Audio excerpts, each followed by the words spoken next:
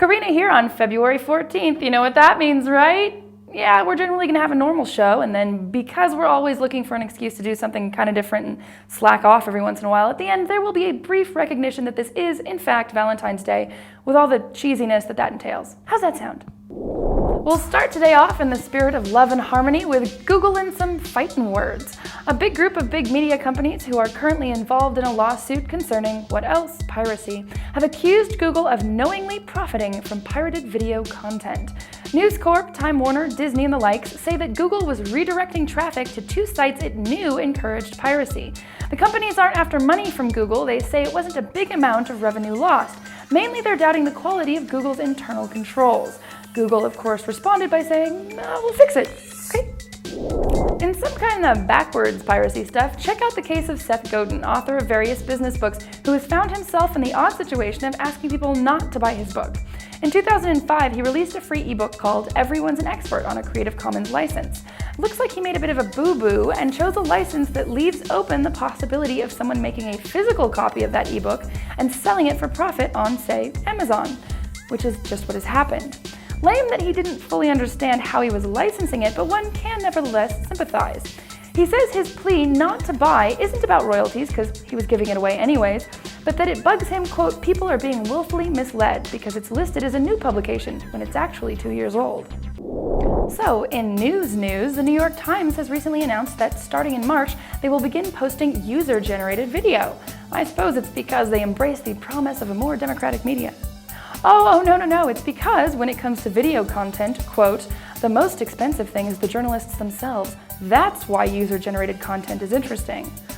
Thank you, Nicholas Asheim, Director of Entertainment for Video and Audio at the New York Times Digital, for not even trying to paint this as social media or a more democratic press or encouraging citizen journalism.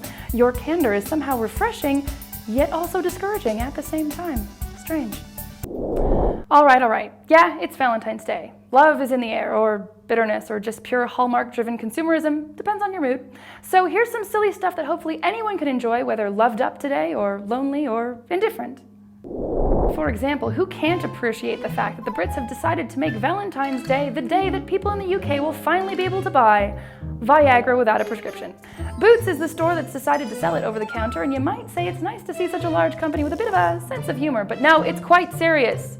You see, today is also National Impotence Day, and according to Boots, only 10% of those suffering from impotence are being treated. It's very serious. If you, on the other hand, are sexually potent but have no Valentine and so find the 14th totally useless, well, celebrate the 15th, Singles Awareness Day, or S.A.D. It's for those who feel left out, especially those who like being single. Apparently, S.A.D used to be on Valentine's Day, or National Impotence Day itself, but they moved it over one, so instead of stuffing yourself full of chocolate out of self-pity on the 14th, you can do it the next day out of celebration. Much better.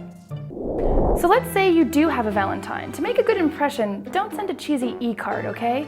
Send an even cheesier V-card. Yeah, MetaCafe's got a great selection.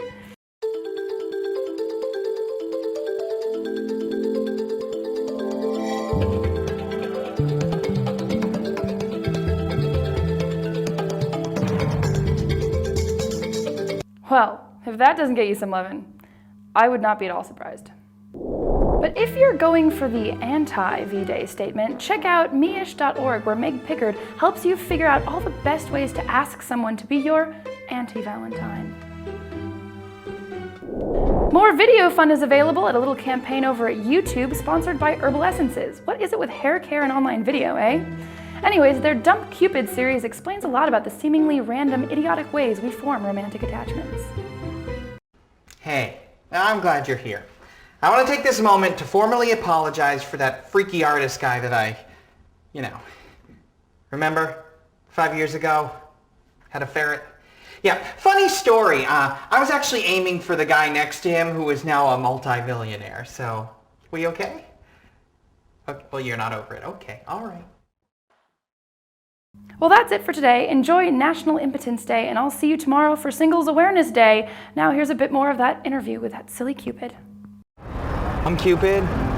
Since the beginning of time, I've been, matching people up, find true love, Well, I was matching someone up, and I matched her up last night, and I guess it didn't go very well. He was married! He was married! I don't like He's a nice guy. Come on, he's the best there is out there. He's a trash can.